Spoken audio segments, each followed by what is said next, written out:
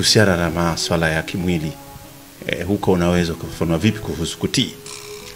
Yani unajua Biblia ina kila kitu kwa kweli. Na sisi ambao tunasoma pia vile vile hata sheria imetoka kwenye Biblia. Yani kila kitu, afya inatoka kwenye Biblia, elimu, kila kitu kimetoka kwenye Biblia. Sasa tunapofika kwenye masuala kama hayo ya kimwili, ndio maana ninakwambia hata hapa tukizungumzia juu ya swala la ulevi ni kimwili. Tukizungumzia juu ya swala kama hilo, sisi tunaamini ya kwamba mwili huu tumeambiwa tujikane wenyewe. Na kama ni kujikane wenyewe, lazima tukane ulevi, lazima tukane haya mambo mengine, ili kusudi tuweze kumpendeza Mungu ambaye anaweza kutusaidia sisi katika maisha yetu. Biblia inazungumzia kuhusu mambo ya usafi, namna gani mtu anaweza kuwa msafi wa mazingira, msafi wa maeneo yake, msafi wa mwili wake. Inazungumzia kuhusu usafi. Biblia inazungumza kuhusu utunzaji wa mazingira, upandaji wa miti na utunzaji wa miti na uoto wa asili. Katika Mwanzo sura ya 1 na sura ya 2 inazungumzia yote kama hayo. Na kwa sababu hiyo, inapofika katika masuala kama hayo, basi sisi tunajaribu kuangalia hii Biblia inazungumza kuhusu nini katika masuala kama hayo. Kumekuwa na rumors, tuseme hivyo, huko mtaani kwamba viongozi wa dini, hususan maaskofu, ni usalama wa taifa. Wewe ni mmoja wao?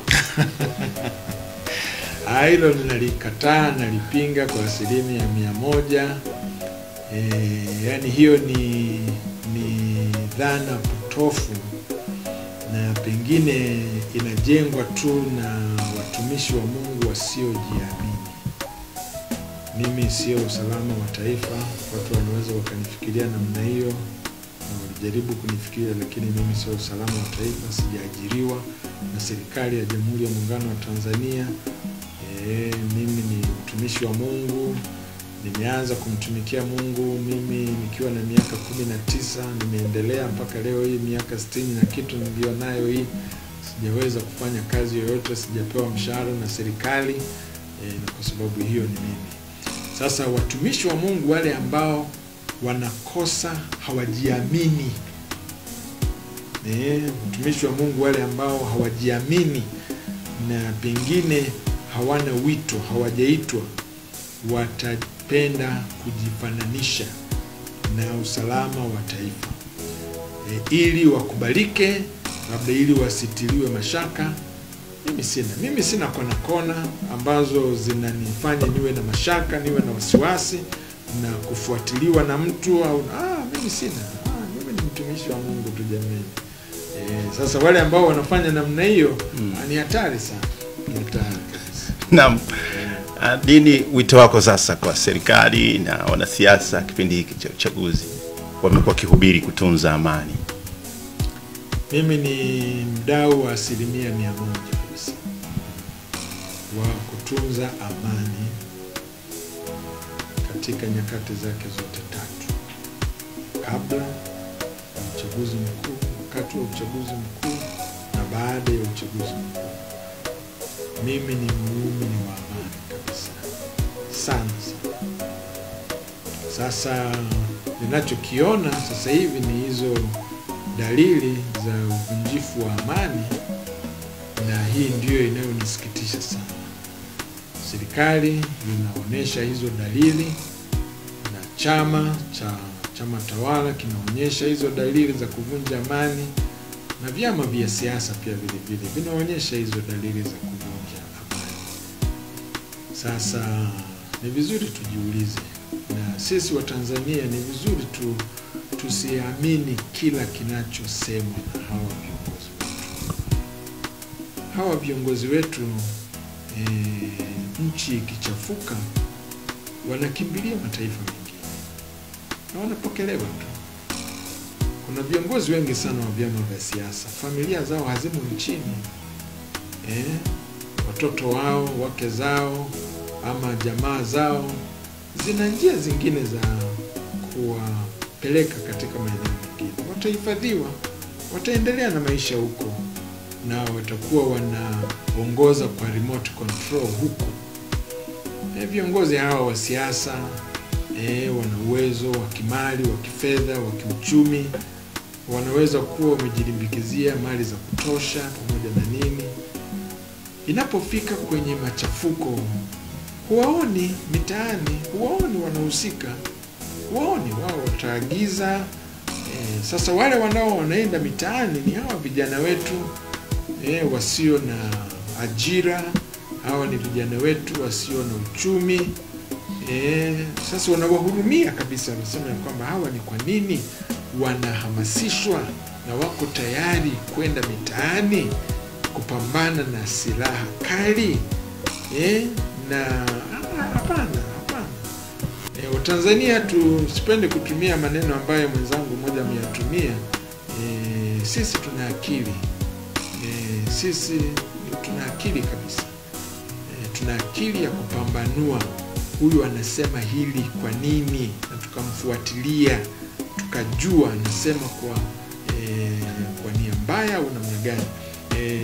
Mimi katika elimu yangu niliyojifunza, unajifunza kwa mfano madhumuni ya kuhutubia ni nini. Tuna madhumuni mbalimbali ya kuhutubia. Mtu anapohutubia, la kwanza dhumuni sahihi kabisa ni kuelimisha. Elimisha watu. Unapotoa hotuba ya kiserikali, elimisha watu. Unapotoa hotuba yoyote ile, onya watu. Unapotoa hotuba yoyote ile, wajenge watu. Unapotoa hotuba yoyote ile, wahamasishe watu. Sasa kwenye kuhamasisha ndiko kuliko na tofauti. Mtu anaweza kuhamasisha wafanye vizuri, na mtu anaweza kuhamasisha wafanye namna gani, vibaya. Na sisi kwenye kuhubiri au kwenye kutoa hotuba, homili zetu tunazozitoa, tunaweza kuwa tuna umuhimu wa kuhamasisha. Kwa mfano kama mimi ninahamasisha watu wapige kura, ninawahamasisha watu wajiandikishe, ninawahamasisha watu watoe sadaka zao kwa ajili ya kazi fulani, ninawahamasisha watu. Lakini kama ninawahamasisha watu waasi, wakatae, hiyo sio madhumuni sahihi ya homili ambayo ninatakiwa nitoe hadharani katika muhadhara au katika maeneo ya watu. Kwa hiyo ni vizuri kujaribu kuangalia mimi ninatoa namna gani, na mimi ninajiuliza mara nyingi ya kwamba madhumuni yangu ya homili ninazozitoa hizi ni nini.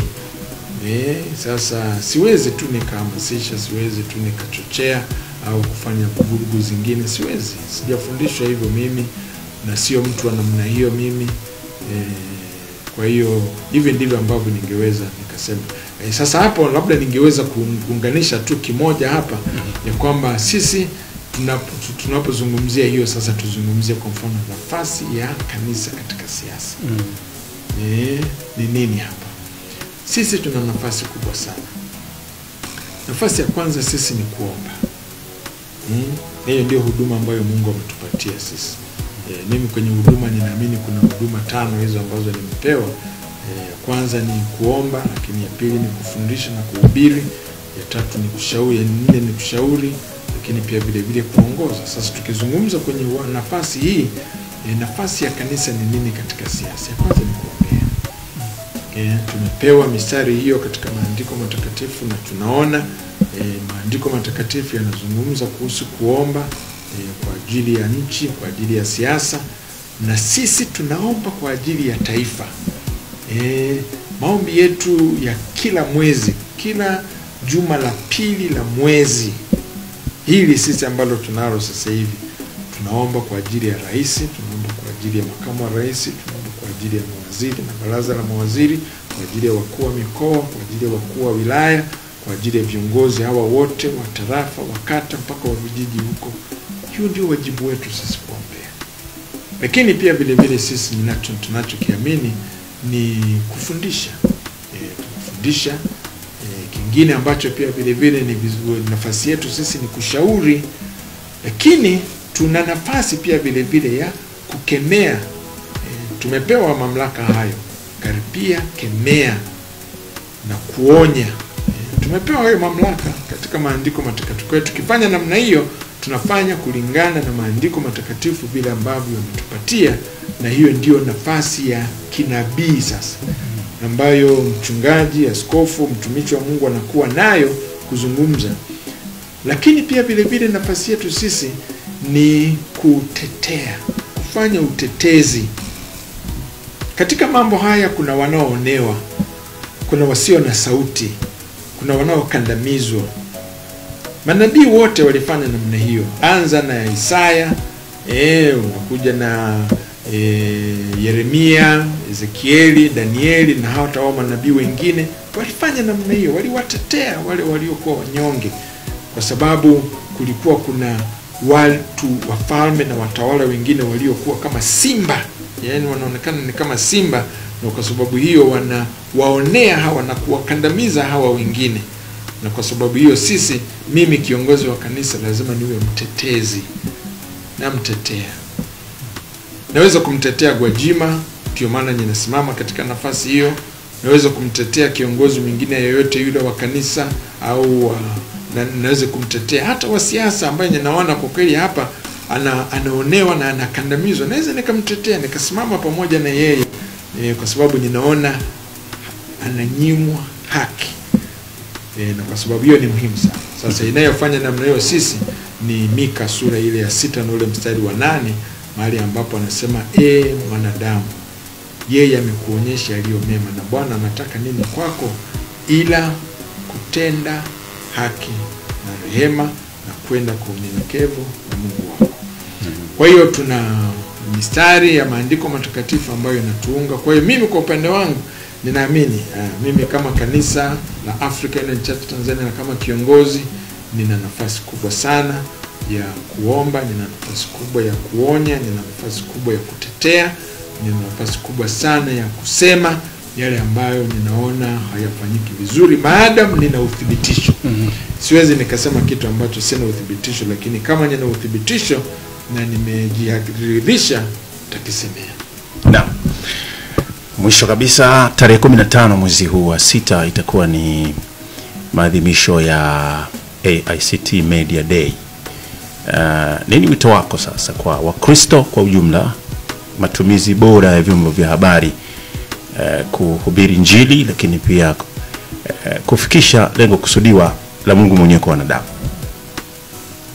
Kwanza nafurahi kabisa na sisi Africa Inland Church Tanzania tuna chombo hiki ambacho historia yake kilianza zamani, miaka 40 iliyopita, tangu mwaka wa 82 Inland Studio ilipofunguliwa na kuanza kusikika kupitia Feba Radio, kupitia Radio Habari Maalum, kupitia Sauti ya Injili Moshi.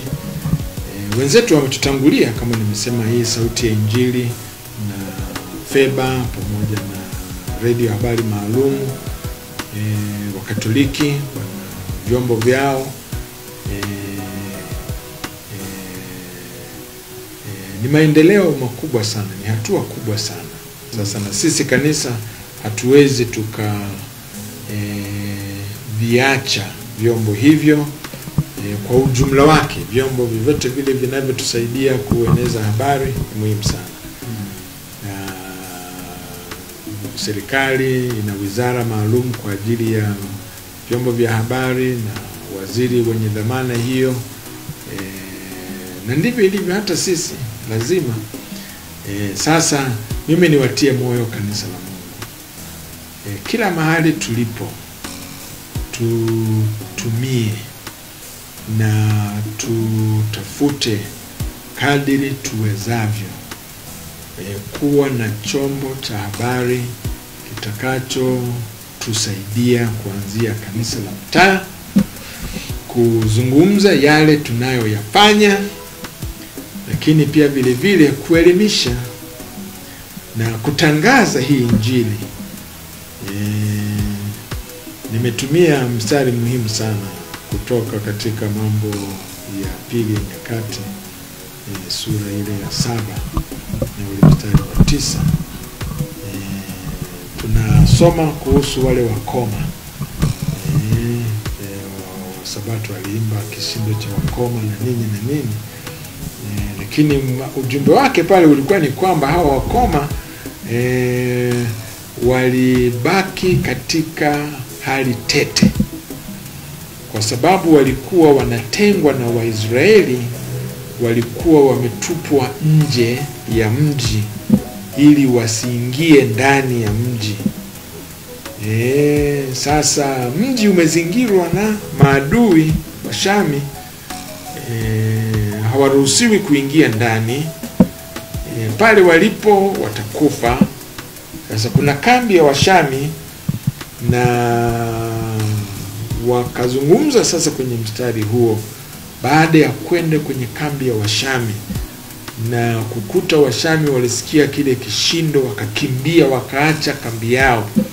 Palipo na kambi za jeshi kuna chakula cha kutosha, kuna mavazi ya kutosha.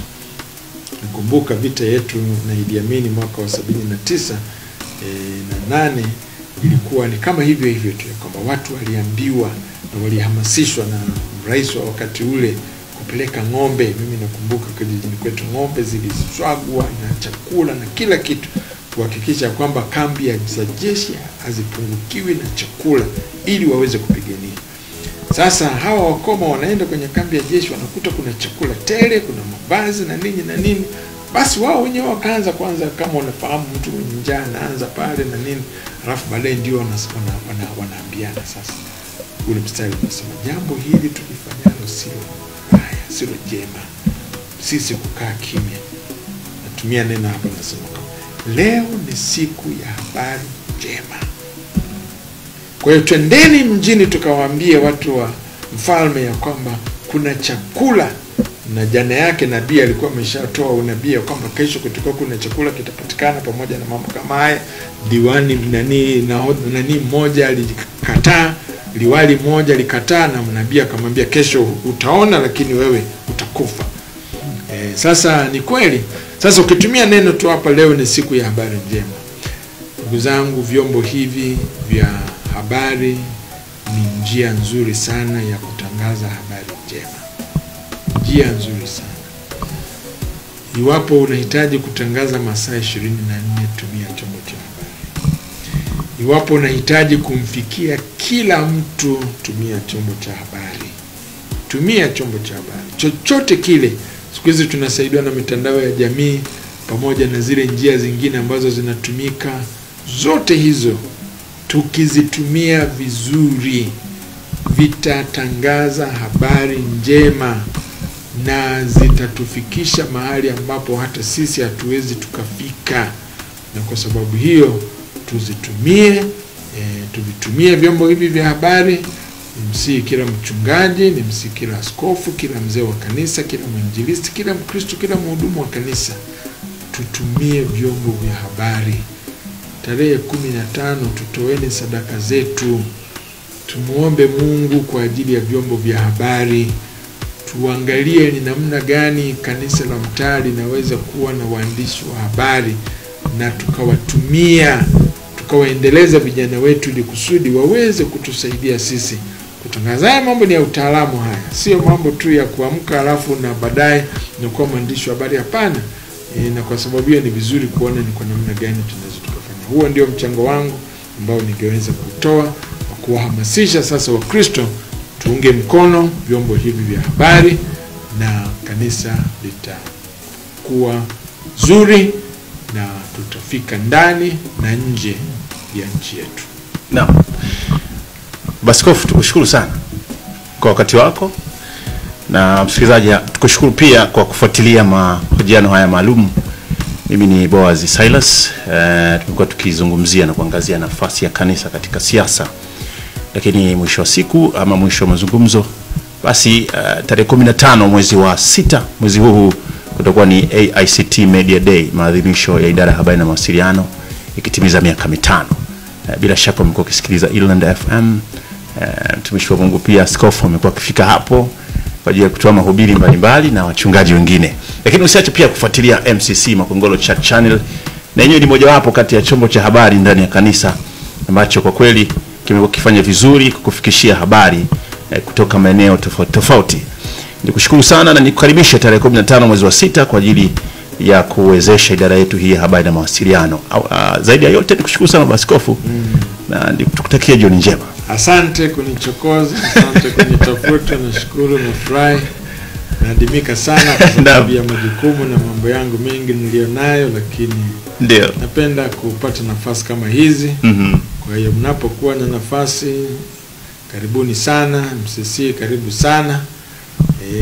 Mimi niko free. Naam. Asante sana. Nawapenda na waombea, Mungu wasaidieni sana. Amen. Amen. Kadasha amekuiga tabia yako moja ya kula korosho. Alisema Askofu anapenda sana korosho. Sijui kuna siri gani hapa kwenye korosho. Ni kweli, ni nzuri. Sasa changamoto tu yake mimi nataka kupunguza chumvi. Okay. Kulingana na umri huu nilionao sasa hivi. Sasa nakuta korosho nyingi zina chumvi. Kwa hiyo lakini ukipata zile ambazo zimebanguliwa kinani bila chumvi inasaidia sana. Okay. Sawa.